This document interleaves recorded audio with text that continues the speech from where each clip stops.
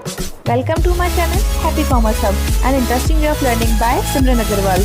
Clear your basics of commerce with me and also get updates about scholarship and news related to your examinations. To get latest updates, subscribe my channel and press the bell icon and stay updated with me. Hi guys, welcome on our YouTube channel Happy Commerce Hub. कैसे आप सब लोग? I hope and wish everybody is fine and doing their preparation on their best. आज की इस video में हम बात करेंगे आरपीएससी इंटरव्यू, क्या फैक्टर्स हैं जो हमें ध्यान में रखने चाहिए, क्या फैक्टर्स हैं जो आपसे फैक्टर्स इन द सेंस क्या क्वेश्चंस हैं जो आपसे आरपीएससी में पूछे जा सकते हैं, पैनल और इसके बारे में काफ़ी सारी चीज़ें हम डिस्कस करेंगे ऑल ओवर। एक तरीके से हम एक ओवरव्यू लेंगे कि what is actually RPSC interview और किस तरह के क्वेश्चंस वगैरह हमसे वहाँ पूछे जा सकते हैं, किस तरह से हमें प्रिपेयर करना है, क्या फैक्टर्स हैं जो हमें ध्यान में रखने हैं। इन सब चीज़ों के बारे में हम पूरी वीडियो में चर्चा करेंगे, तो पूरी वीडियो में आप साथ बने रहिएगा। जो भी कैंडिडेट्स नए हैं चैनल को सब्सक्राइब कर लें और साथ में बेल आइकन प्रेस कर लें, क्योंकि हम यहाँ पर बेसिकली बात करते हैं कॉमर्स के कुछ इंपॉर्टेंट टॉपिक्स की, साथ ही पीएचडी हुआ और इसी के साथ जितने भी एंट्रेंस एग्जाम्स निकलते हैं, आरपीएससी आरएसएमएसबी के जो भी एग्जाम्स निकलते हैं उनके बारे में हम यहाँ पर डिस्कस करते हैं। इसी के साथ राजस्थान यूनिवर्सिटी का एमपेट भी जल्दी आने वाला है, तो उसके बारे में भी हम लोग यहाँ पर चर्चा करेंगे। तो याद से चैनल को सब्सक्राइब करना ना भूलें। So let's start the video. पहली स्लाइड में हम यहाँ पर बात करेंगे how to prepare for RPSC interview, कि हमें आरपीएससी इंटरव्यू के लिए एक्चुअली क्या क्या चीज़ें हैं जो ध्यान में रखनी है और किस तरीके से हमको हमारी प्रिपरेशन को बूस्ट करना है, क्योंकि स्टिल अभी काफ़ी सारे इंटरव्यूज़ हैं जो ऑनलाइन हैं, यानी कि जो वेटिंग में है अभी, और कुछ इंटरव्यूज़ आज से स्टार्ट होने वाले हैं। काफ़ी सारे इंटरव्यूज़ हो चुके हैं, उसकी भी मैं एक अलग वीडियो बनाने वाली हूँ जिसमें हम प्रॉपर डिस्कशन करेंगे कि कितने सब्जेक्ट्स का एग्जाम कंडक्ट हुआ था, कितनों के इंटरव्यू हो चुके हैं, कितनी कट ऑफ वहाँ पर जंप की है और इन फ्यूचर जो इंटरव्यूज़ बचे हैं उनमें कितना जंप होने वाला है, कब तक की काउंसलिंग वगैरह एक्सवाइजेड जितने भी फैक्टर्स हैं हम 2 से 3 दिन में उस पर भी एक वीडियो जल्दी ही पोस्ट करेंगे। यहाँ पर बात करते हैं how to prepare for RPSC interview. तो कुछ फैक्टर्स जो हमें बहुत ज़्यादा ध्यान रखने, देखिए गाइस, माना कि स्ट्रेस बहुत ज़्यादा रहता है और ऑब्वियस सी बात है कि इतना बड़े इंटरव्यू में हम बैठे हैं, एक लाइफ चेंजिंग अपॉर्चुनिटी हमारे लिए वहाँ पर है, तो स्ट्रेस होना कोई बड़ी बात नहीं है। बट हमें वहाँ पर क्या करना है, हमारा जो फेस है उस पर कहीं पर भी स्ट्रेस दिखने नहीं देना है और अपने फेस कैसे रखना है, आपको स्माइली फेस रखने की ट्राई करना है। कुछ लोगों का फेस तो होता ही नेचुरली स्माइली है, but if in the condition नहीं है तो थोड़ा ट्राई करें कि हाँ आप वहाँ पर स्ट्रेस फ्री हैं और अच्छा फील कर रहे हैं और अपना फेस थोड़ा सा स्माइली रखें। कॉन्फिडेंस लूज ना करें, क्योंकि अगर आपने कॉन्फिडेंस वहाँ पर लूज कर दिया तो आते हुए क्वेश्चंस का भी आंसर आप नहीं कर पाएंगे, आप कंफ्यूज हो जाएंगे, काफ़ी सारी प्रॉब्लम्स आपको वहीं पर फेस करनी पड़ सकती है इन द केस कि अगर आप वहाँ पर कॉन्फिडेंट नहीं हैं। और कॉन्फिडेंस भी बैलेंस में होना चाहिए, ओवर कॉन्फिडेंस भी आपको नहीं रखना है और ना आपको बिल्कुल अपना कॉन्फिडेंस लूज कर देना है। पोलाइटनेस बना के रखनी है आरपीएससी पैनल के सामने आपको। ऐसा नहीं है कि ठीक है यार जो मैं बता रहा हूँ वो सही है या फिर आपको वहाँ पर आरपीएससी मेंबर से ज़्यादा आता है, और हो सकता है आपको ज़्यादा आता हो, it's not a big deal, ठीक है, माना कि आ सकता है, पर वहाँ पर आपको पोलाइटनेस बनाए रखनी है, कामनेस, ठीक है, वो भी आपको अपने अंदर रखनी पड़ेगी। वहाँ पर ट्राई करें कि आप वहाँ पर स्ट्रेस फ्री रहें, क्योंकि अगर ये रहेंगे तो बाकी सारी चीज़ें ऑटोमेटिक आप वहाँ पर मैनेज कर पाएंगे। पॉजिटिविटी रखें, नॉट इन द इंटरव्यू, अभी से ही अपने इंटरव्यू को लेकर पॉजिटिविटी रखें। बहुत सारे लोग अभी से कॉन्फिडेंस लूज कर देते हैं कि यार मैंने तो आज तक एक भी इंटरव्यू नहीं दिया, मैं कैसे फेस करूँगा या करूँगी, कैसे वो लोग क्वेश्चन पूछेंगे, क्या मैं आंसर कर पाऊँगी। बहुत सारे क्वेश्चन एक कैंडिडेट के माइंड में रन करते हैं और बेसिकली ऐसे क्वेश्चन उन कैंडिडेट के माइंड में रन ज़्यादा करते हैं जिन्होंने आज तक कभी कोई इंटरव्यू नहीं दिया, इनफैक्ट कोई प्राइवेट इंस्टीट्यूट में भी या फिर कोई प्राइवेट जॉब के लिए भी उन्होंने नहीं दिया, वो कभी किसी इंटरव्यू में नहीं बैठे, तो उनको ज़्यादा लगता है कि यार कैसे सडनली जब हम इंटरव्यू में बैठेंगे तो कैसे वहाँ पर मैं जवाब वगैरह दे पाऊँगी या दे पाऊँगा। और ड्रेस कोड का वहाँ पर ध्यान रखें। ऑब्वियस सी बात है कि आप एक असिस्टेंट प्रोफेसर की जॉब के लिए जा रहे हैं तो आप अपना जो ड्रेस कोड है उसी के अकॉर्डिंग रखें। तो ये वैसे पॉइंट बहुत ज़्यादा बड़ा इशू नहीं है, पर फिर भी यहाँ पर बताना ज़रूरी था, that's why I am telling you. जो फीमेल कैंडिडेट्स हैं वो साड़ी या फिर सूट पहन सकते हैं और जो बॉयज़ हैं वो तो ऑब्वियस सी बात है फॉर्मल्स में ही जाएंगे। गाइस, डॉक्यूमेंट्स का ध्यान रखें, कोई भी डॉक्यूमेंट छोड़ के ना जाए, सारे डॉक्यूमेंट्स ओरिजिनल प्लस फोटोकॉपी याद से लेके जाएँ। 1 से 2 बार जांच लें आप लोग, चाहे तो पहले लिस्ट बना लें और कोई भी डॉक्यूमेंट मिस ना करके जाएं। रीज़न ये होता है कि हालांकि वो आपको टाइम दे सकते हैं वहाँ पर फिर भी जब आपको लगता है कि ओ शिट मेरा डॉक्यूमेंट रह गया, तो वहाँ पर एक स्ट्रेस जनरेट हो जाता है, ठीक है। और ये स्ट्रेस आपको क्या करेगा, क्योंकि जस्ट डॉक्यूमेंट वेरिफिकेशन के बाद आपका इंटरव्यू है और माइंड में अगर कोई चीज़ बैठ गई, कोई चीज़ क्लिक कर गई, तो आपका कॉन्फिडेंस भी वहाँ पर क्या हो सकता है, लूज हो सकता है, आपको स्ट्रेस हो सकता है, ठीक है। और अगर जैसे आपने किसी और को बताया कि यार मेरा वो डॉक्यूमेंट घर पे रह गया और मुझे आरपीएससी ने जवाब दिया है, तो हो सकता है कि आपको और कैंडिडेट्स डरा दें कि अच्छा अब क्या होगा ये वो, तो काफ़ी सारी बातें हो सकती हैं। तो ऐसा कुछ नहीं है, इसलिए पहले से क्या करें, अपने डॉक्यूमेंट्स को आप ध्यान में रखें। और इसके अलावा एडमिट कार्ड पर पूरी प्रॉपर इन्फॉर्मेशन आएगी, तो आप उसको भी अच्छे से पढ़ें ताकि हमें कोई इशू हो ही नहीं, क्योंकि ऑब्वियसली बात है पढ़े लिखे तो हम हैं, तभी तो आरपीएससी के इंटरव्यू में बैठ रहे हैं। और यहाँ पर अब प्रिपरेशन कैसे करनी है, देखिए गाइज, एक तो आपको अपने सब्जेक्ट को क्या करना है, बेस्ट बनाना है। जिसमें भी आपने अपना एग्जाम दिया है, sociology, business add, EFM, एबीएसटी, English, जो भी है, ठीक है, तो हर किसी को अपने सब्जेक्ट की नॉलेज है। पहली बात तो ये तो वहीं पे क्लियर हो गया कि जब हमने रिटर्न क्लियर कर लिया, it means we have good knowledge of our subject. अब तो बस हमें वहाँ पर दिखाना है कि हम इस सब्जेक्ट नॉलेज को अप्लाई कैसे करते हैं। इंटरव्यू में बस इतना ही है कि वो ये जांचते हैं कि आप एलिजिबल कैंडिडेट है नहीं, या फिर केवल एक जिसे कह सकते हैं रटम विद्या से तो यहाँ पर नहीं आ गए, क्योंकि टीचर जब तक प्रैक्टिकल नहीं होगा तब तक वो क्या करेगा, कैंडिडेट्स को यानी कि अपने स्टूडेंट को चीज़ें समझा नहीं सकता। इसके बाद है basic knowledge of allied subject. कुछ सब्जेक्ट्स के क्या होता है, अलाइड सब्जेक्ट्स भी होते हैं, तो ध्यान रखें आप उससे भी क्या करेंगे, उनके बारे में भी अपनी नॉलेज गेन करेंगे। जैसे कि बॉटनी के जो इंटरव्यूज़ हुए थे, फिजिक्स वगैरह के इंटरव्यूज़ हुए हैं, उनमें उनके सब्जेक्ट से हटकर भी कुछ जो रिलेटेड सब्जेक्ट्स हैं उनके बारे में चीज़ें पूछी गई हैं। सब्जेक्ट कुछ जो बोर्ड्स थे वो बहुत ज़्यादा डीप में चले गए थे, कुछ ने बेसिक पूछा, तो ये तो कम्प्लीटली आरपीएससी पैनल पर डिपेंड करता है कि वो आपसे क्या पूछते हैं और आपकी किस्मत कहाँ पर क्या मूव करती है। क्योंकि देखिए गाइस, एक लक फैक्टर भी बहुत बड़ा होता है। अगर एक क्वाट है, अगर हम उसको सुने, या फिर एक आप लोगों ने हो सकता है कि बहुत सारे इंटरव्यू की वीडियोस देखी और वहाँ पर ही क्वाट मिला हो कि अगर आपको आरपीएससी मेंबर को क्वेश्चन पूछ रहा है, ठीक है, और वो चाहता है कि आप निकलें, उसको आप लगता है कि एलिजिबल कैंडिडेट हैं, या फिर उसको आपसे मिलकर मज़ा आ गया, ओके, तो वो क्या करेगा, ही विल आस्क आपके मामा जी का नाम, ठीक है। कुल मिला के वो आपसे इजी क्वेश्चंस पूछेगा, और उसको लगता है कि नहीं यार इसे तो मुझे पीछे ही रखना है, तो वो खुद के मामा जी का नाम आपसे वहाँ पर पूछ सकता है। तो हर तरीके से प्रिपेयर होकर जाएं। अब अगर वो खुद के मामा जी का नाम पूछ लेगा, यानी कि उससे आप क्या करें, आपसे टफ क्वेश्चंस पूछ लिए और आपको नहीं आते, तो सॉरी कहकर पीछे हट सकते हैं। ज़्यादा पेच में उसे फंसाने की कोशिश मत कीजिएगा, या फिर उसके आसपास का आंसर करके ये शो करने की कोशिश मत कीजिएगा कि सर ये तो नहीं आता, पर देखो मेरे को नॉलेज बहुत अच्छी है और बहुत कुछ आता है। तो वहाँ पर वो चीज़ें देखेगा ही नहीं, उसको लगेगा कि आप उसे जिद्दबहद करने की कोशिश कर रहे हैं। और इसके बाद है बोर्ड स्किल्स। काफ़ी सारे जो इंटरव्यूज़ है वहाँ पर कैंडिडेट से वहाँ पर बोर्ड पर पढ़वाया गया है, तो आप लोग भी, जो लोग बिल्कुल बोर्ड पर जिनको वर्क करने की हैबिट नहीं है, हो सकता है कुछ कैंडिडेट्स बिल्कुल भी टीचिंग नहीं कर रहे हो, आप टीचिंग की हैबिट डालें, तो गाइस बोर्ड स्किल्स अपनी थोड़ी सी इंप्रूव कर लें। और आपको र्यूमर्स के थ्रू क्या होना है, डिस्ट्रैक्ट नहीं होना है। बहुत सारे र्यूमर्स आरपीएससी को लेकर होते हैं कि यहाँ पर जैक शैक चलती है नहीं, जो ओपन बात है वो हम कर लेते हैं कि जैक शैक चलती है या नहीं, या फिर अप्रोच। तो गाइस देखिए, बहुत एक ईजी सा है कि बहुत ज़्यादा ही सब गड़बड़ियाँ नहीं होती, बहुत ट्रांसपेरेंट सिस्टम है और ऐसा कुछ नहीं है। चीज़ें बहुत ज़्यादा चेंज हो चुकी हैं, तो ये रूमर्स आप अपने माइंड से निकाल दें। और इसके अलावा कुछ आरपीएससी के जो मेंबर्स वगैरह उनको लेकर होता है कि ये सर तो बहुत डेंजर है, या फिर ये मैम बहुत डेंजर है। वेल वो डेंजर होते होंगे, बट वो वहाँ पर आपको कंफर्टेबल करवाने का ही क्या करते हैं, प्रयास करते हैं। और बाकी कहीं ना कहीं माइंड में रखकर चले कि लक फैक्टर बहुत बड़ा होता है, तो don't forget about your God. और जो भी आप जिनको भी मानते हैं उनको आप हमेशा मन में रखें, ताकि पॉजिटिविटी ऑटोमेटिक आपके मन में आती रहेगी। और जो भी कैंडिडेट्स हैं मॉक इंटरव्यू ज़रूर दें, ताकि आपका थोड़ा सा जो भी प्रॉब्लम्स वगैरह हैं वो आपके सामने आ जाएगी, कहाँ पर आपके अंदर कमी है आप उसको दूर कर सकें, कॉन्फिडेंस बूस्ट हो। तो मॉक इंटरव्यू ज़रूर दें।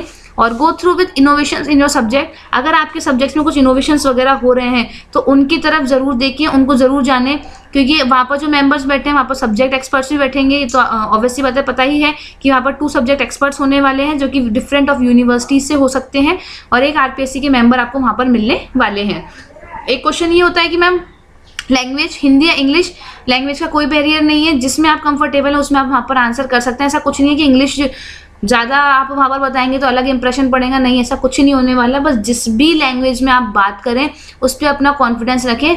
और इंग्लिश में बोलना चाहते हैं तो इंग्लिश में बोलें, हिंदी में बोलना चाहते हैं तो but in a sentence English वाला चीज़ नहीं होना चाहिए, ठीक है। या तो उसको हिंदी में ही बोलें या फिर इंग्लिश में ही बोलें, उसको मिक्सअप ना करें, क्योंकि उससे ये पता चलता है कि आप खुद कन्फ्यूज़ हैं, या तो आपको हिंदी प्रॉपर नहीं आ रही है या फिर आपको इंग्लिश प्रॉपर नहीं आ रही है।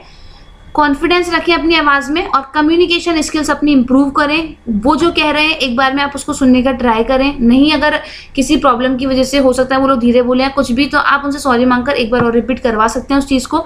अपनी कम्युनिकेशन स्किल क्या करें, आप इम्प्रूव करें। बहुत फास्ट बोलते हैं तो थोड़ा स्लो बोलें, बहुत स्लो बोलते हैं तो थोड़ा अपनी स्पीड इंक्रीज़ करें। एक जो साउंड का पिच होता है उसके ऊपर आप ध्यान रखें। तो ये काफ़ी सारी चीज़ें हैं जो आप अपने अंदर इम्प्रूव कर सकते हैं और आरपीएससी में आपको उसका फ़ायदा मिलेगा ही मिलेगा।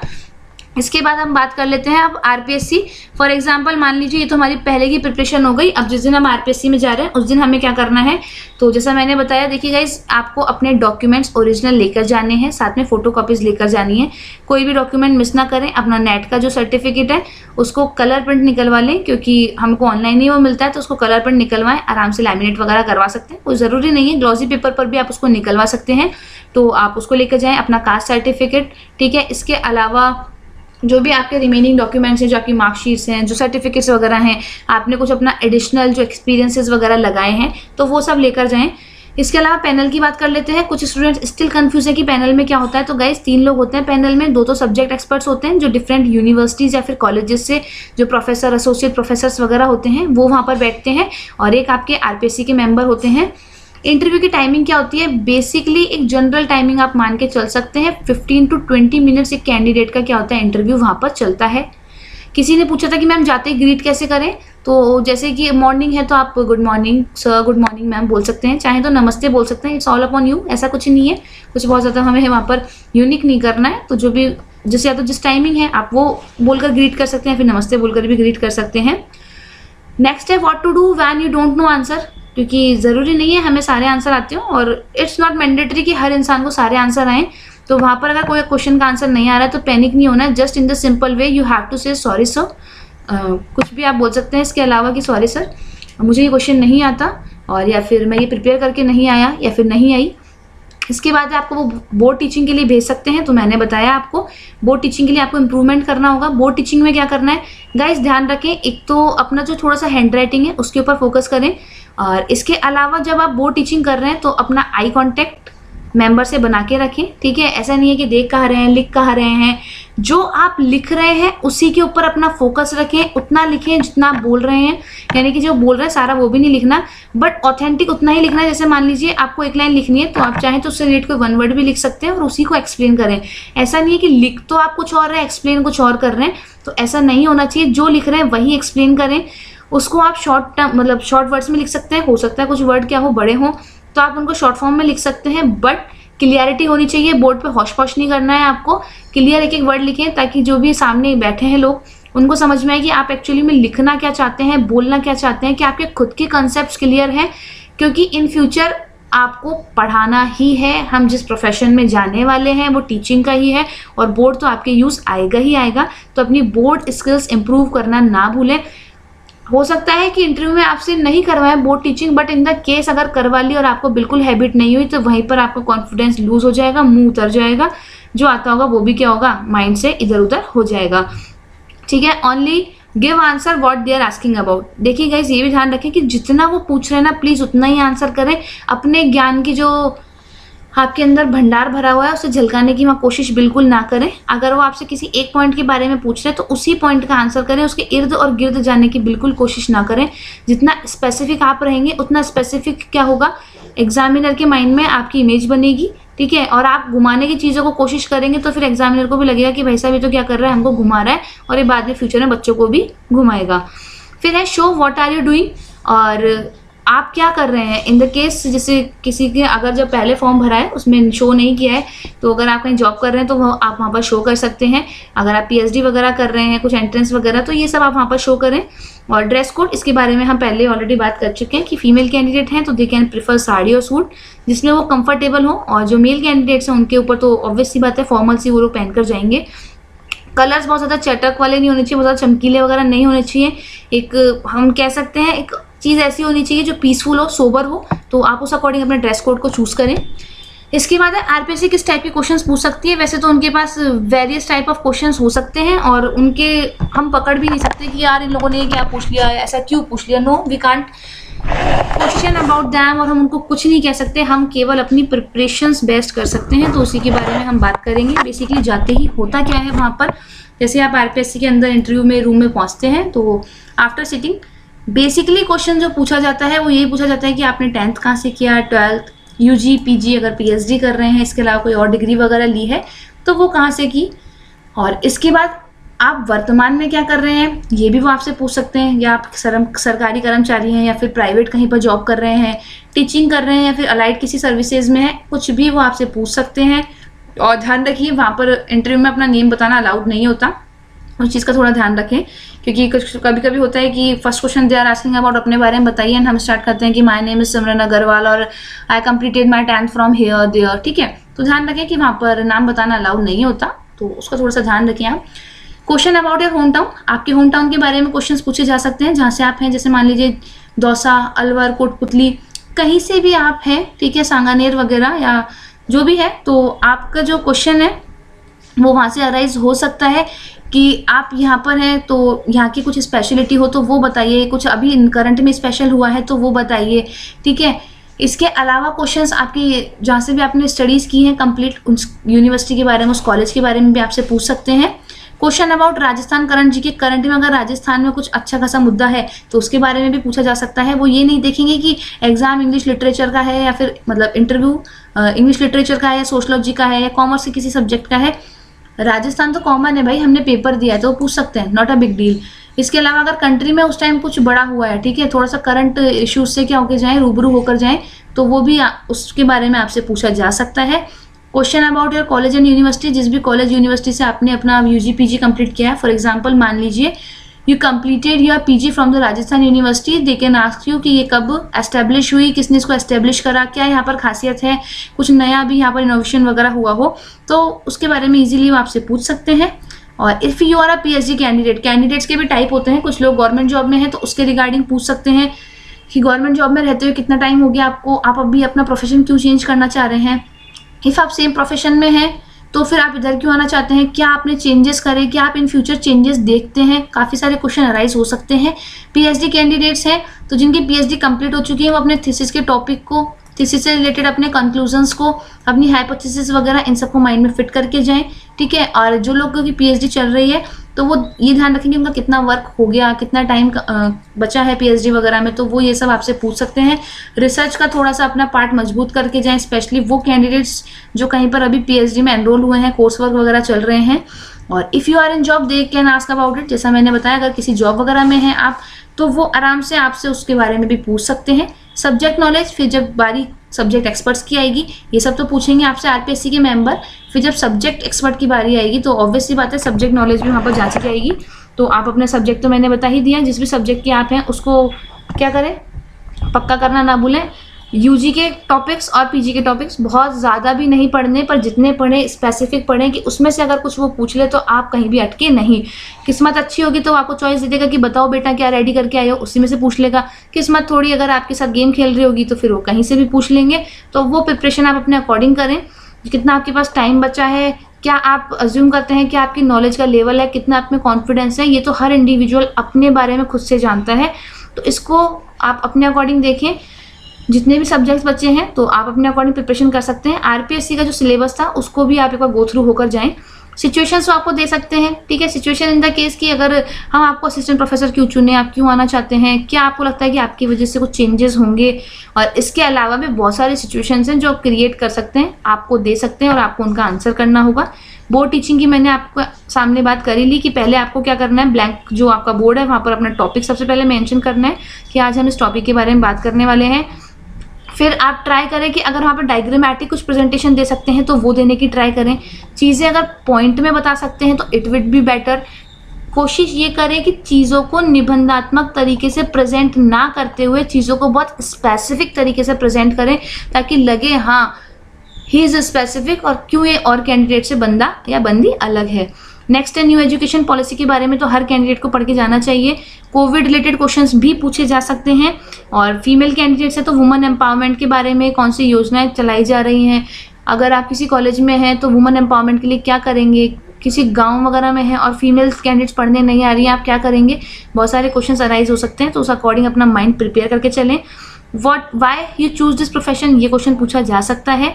और prepare syllabus of RPSC, topic of UG PG, ठीक है। और एक है कि हॉबी के बारे में भी आपसे पूछ सकते हैं। तो हॉबी वैसे तो बेसिकली हर कोई अपनी हॉबी में माहिर होता है तभी तो वो हॉबी है, बट गाइज वहाँ पर वो लोग डीप में चले जाते हैं बहुत बार हॉबी में। मान लीजिए आपने डांस के बारे में बता दिया कि डांसिंग इज़ माई हॉबी, तो दे कैन आस्क कि अच्छा कौन सा स्टाइल करते हैं, कौन इसमें वेल नोन पर्सनैलिटी हैं, और इसके अलावा कब से आप डांस कर रहे हैं, और इसके अलावा सिंगिंग वगैरह है तो मे भी आपके सामने वो कह दें आपको कि ठीक है हमें गाना गा के दिखाइए। ड्राइंग है तो इसमें कुछ फेमस जो आपके आर्टिस्ट वगैरह हैं उनके नाम पूछे जा सकते हैं। तो कुल मिला के गणित ये कि जिस भी चीज़ को प्रिपेयर करके जा रहे हैं उसको इतना अच्छा प्रिपेयर करके जाएं कि उससे अच्छा और कोई उस फील्ड में हो ही नहीं सकता। उस टाइम तो अपना माइंडसेट ऐसा होना चाहिए। आई होप एंड विश कि एक ओवरव्यू छोटे ही रूप में हमने लिया है आरपीएससी इंटरव्यू का, चीज़ें आपको क्लियर हुई होंगी। अगर फिर भी कुछ क्वेरी वगैरह रहती है तो comment section is open for the all. WhatsApp भी आपके पास अवेलेबल है मेरा, जो कैंडिडेट्स नए हैं डिस्क्रिप्शन में व्हाट्सएप नंबर अवेलेबल है, वहाँ से आप नंबर ले सकते हैं और कुछ क्वेरी है तो आप इजीली मुझसे पूछ सकते हैं। इसके अलावा for the latest updates about the rate, MPET, top universities के पीएचडी एंट्रेंसेस और इसके अलावा कॉमर्स रिलेटेड जितने भी एग्जाम्स होते हैं, commerce related topics, net exam के रिलेटेड टॉपिक्स और राजस्थान जीके, इन सब के लिए चैनल को आप सब्सक्राइब कर सकते हैं। और इनके अलावा जो भी अपडेट्स वगैरह हैं उसके लिए आप मेरा टेलीग्राम चैनल भी ज्वाइन कर सकते हैं जिसका लिंक डिस्क्रिप्शन में है, और व्हाट्सएप पे भी आप मुझे मैसेज कर सकते हैं। वीडियो पसंद आई हो तो लाइक करना ना भूलें, चैनल को याद से सब्सक्राइब करें और दोस्तों के साथ शेयर करना ना भूलें। And in the last, good luck to all of the candidates. जल्दी मिलेंगे वीडियो में जिसमें हम बात करेंगे कि कितने एग्जाम्स यानी कि कितने इंटरव्यूज़ बचे हैं, किस सब्जेक्ट में बचे हैं, किस एग्ज़ाम में कितनी जो आपकी कट ऑफ है वो जंप की है। तो हम पूरा डिस्कशन एक वीडियो में करेंगे। जल्द मिलेंगे। Till then take care, bye bye.